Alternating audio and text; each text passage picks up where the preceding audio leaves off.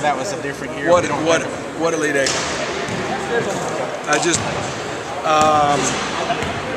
This is a whole new team. 38% of our roster are brand spanking new, and I think they're, and it's okay for these guys to hear about it a little bit, but I think they're already tired of hearing about it in the sense that many of them weren't even around for it, and a lot of them were, not necessarily, most of them didn't start in that game in St. Louis, those games in St. Louis. So I think they're very anxious to create their own mark. What about the makeup of this team?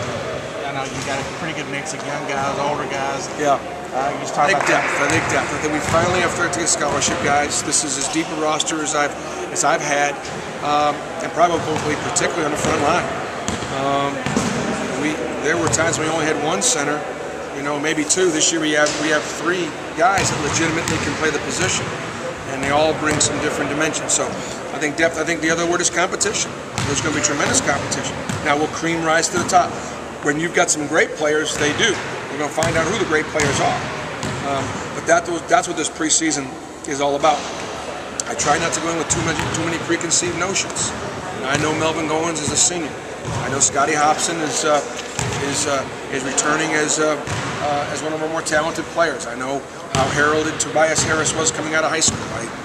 I have got some preconceived notions, but I think one of my strengths and one of the things that I've done with great consistency year after year, it's a whole new ballgame, and it's all about show me. And I don't want to hear about what you did all summer. I want to see what you did all summer when you're out here, working out. So, how do you feel about the freshmen? Good. I mean, I would say this, that I think even this morning, we're on the hill at 6:30 this morning, and I guarantee you our times were better than they've ever been. I guarantee you every guy ran harder and with great intensity. I think partly is because they've heard about it. It's got some history. It's got some legend in it already. Because we've been running gate 10, we call timeout, and we're in a close ball game, and we need to stop. We talk about gate 10, and they've heard about that. So they pushed themselves through gate 10. We've been doing that ever since I've been here. So I think it's good. I think the thing about new freshmen, first of all, the three freshmen, is maturity. There's a difference in a 22 or 3-year-old and a 17 or 18 as far as maturity is concerned. For the first time in Trey and Jordy and Tobias' life, they may not be the best player on their own team. Trey's been the best player on his high school team for since he was an 8th grader, and you understand what I'm saying. So there is that adjustment. But I think they've all come in and they've all proven that they can play, and they don't look that far behind. Obviously, the coach talked about having somebody step up. Is there anybody that's more important for him to step up than Brian Williams? I'd say Melvin and Cam and Brian. I mean, I think when you talk about step up, you're talking about guys that you saw last year. And I think our team is only going to be as good as those returning players and their step. I think you could make a case for Melvin. He's the leader in the clubhouse as far as the point guard position, being pushed by Josh Bone, Skylar McBee, Trey Golden.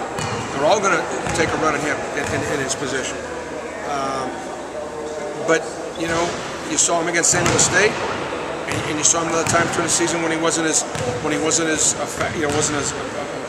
productive.